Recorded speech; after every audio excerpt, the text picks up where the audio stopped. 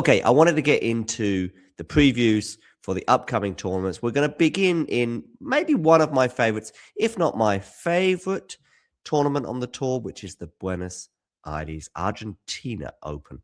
I always get a little bit confused when it's situated in a city, but named otherwise. So I always think of ATP Buenos Aires is what I'm saying. And of course, it's a tournament I was at 2 years ago, covering it for Talking Tennis. Fond memories of that year with Stan Wawrinka coming towards the end of his career, although we still know he's continuing for another year. He was there then, and emotional scenes as he played extremely well in Buenos Aires that year in 2024. I'm just trying to think who won the title. I'll come to it in a moment, I'm sure. I think it was Diaz Acosta, who won the title in 2024. Of course, last year, João Fonseca. He, by the way, might be coming up against Diaz Acosta. Look at this stacked draw in terms of South Americans, by the way. I think I'm showing on the screen. Good. Yes, I am. Of course, you've got certain people with buys through to the next round. Fran Cerundolo and João Fonseca among them. Also, Sebastian Baez and Luciano Darderi as well.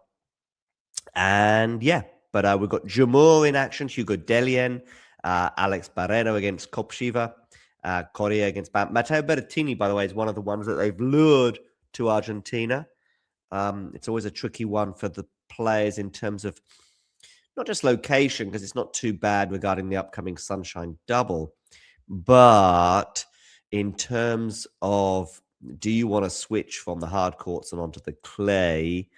That is a decision that you have to take, and it's always a tricky one, in my opinion. But, of course, if you're a clay merchant, and I'm looking at you, Hugo Delien, maybe you're thinking that I need to get some points somewhere this season.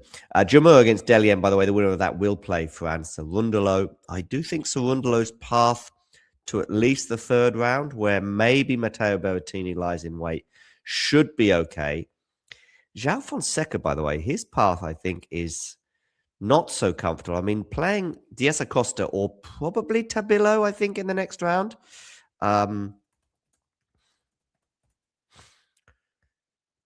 Is certainly one to consider. Yeah, Diaz Acosta, by the way, beating Nicolas Joui in the final in 2024, of course. So, yeah, that was the match I was at. Really nice guy.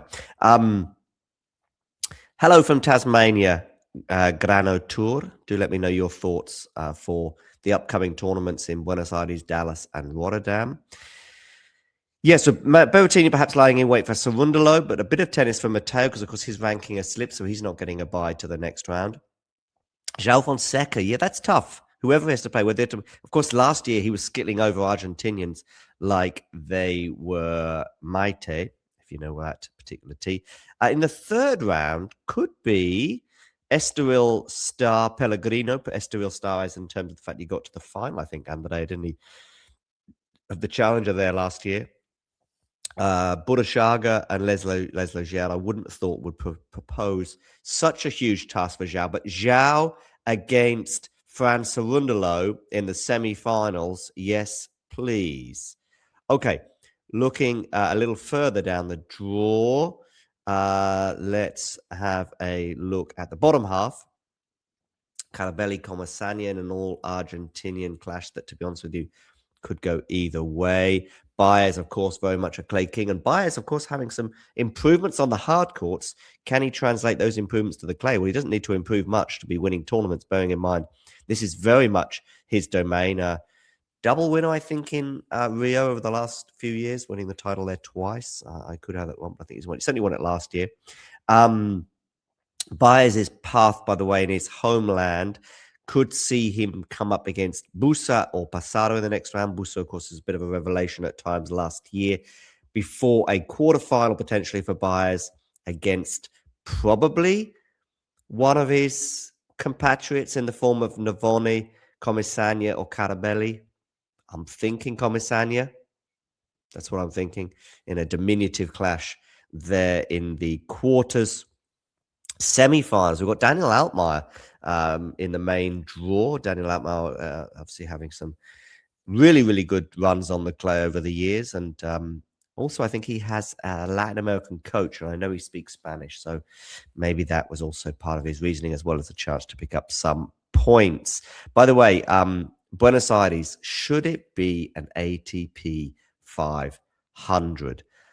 Probably, because of the absolute obsession that part of the world has with tennis. And I know the media room there is just packed, absolutely packed with. It's a huge week for Argentinian tennis and even South American tennis, given how so few tournaments on the main tour are. The problem is that they decided to go with Dallas to upgrade that to a 500. And I don't think you can have 3 500s in the same week. So they'd either have to shift a little bit their itinerary, or they would have to downgrade one of those. And I doubt that the Euro-American centric tennis authorities will be too keen on downgrading either Dallas or Rotterdam. How Dallas got upgraded to a 500 is beyond me. But anyway, the stadiums, of course, as always, will be absolutely packed in Buenos Aires. But I think probably the biggest concern that South America would have is just keeping these tournaments full stop, because of other parts of the world desperate to get in on the tennis pie. Okay, Luciano Darderi has a well-deserved bye-through to the next round, given his performances over the last 12 months. He will be playing Sejboch Vilch or Barrios Vera. Sejboch Vilch always disappoints. Honestly, I mean, he really should be getting some good results, and especially on the clay, and especially in Latin America. And yet he rarely has a good run, especially in Argentina. But I'm going to go for him to beat Vera and set up a Darderi clash. But that might be where the Brazilian's run ends. Altmaier against Manuel Cerundolo, of course, the brother of Fran. I think Altmaier should prevail there, and maybe set up a clash with Pedro Martinez in an all-European second-round clash before ultimately running into Darderi. Darderi's run, by the way, there might be a final for Mr. Darderi if he can come through Baez potentially or Comisania and overcome, of course, the Argentinian crowd, which is a huge thing, I think, for a lot of players. Only João Fonseca really has shown that he's up for that particular fight.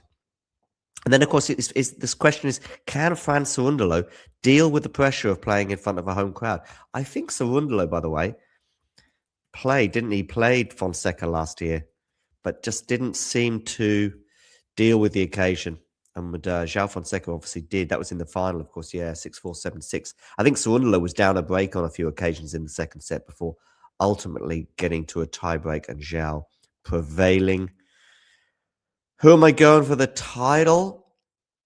I'm going to go for João not to defend his title, although he probably should. I think it's for me, it's between João, Fran,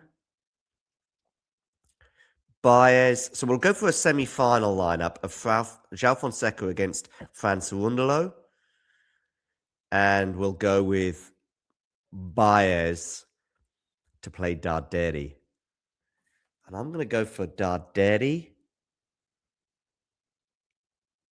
Cerundolo final, and I'm going to go for Darderi to lift the title. How about that, ladies and gentlemen? Let me know in the comments below what you think of that wild, perhaps, prediction.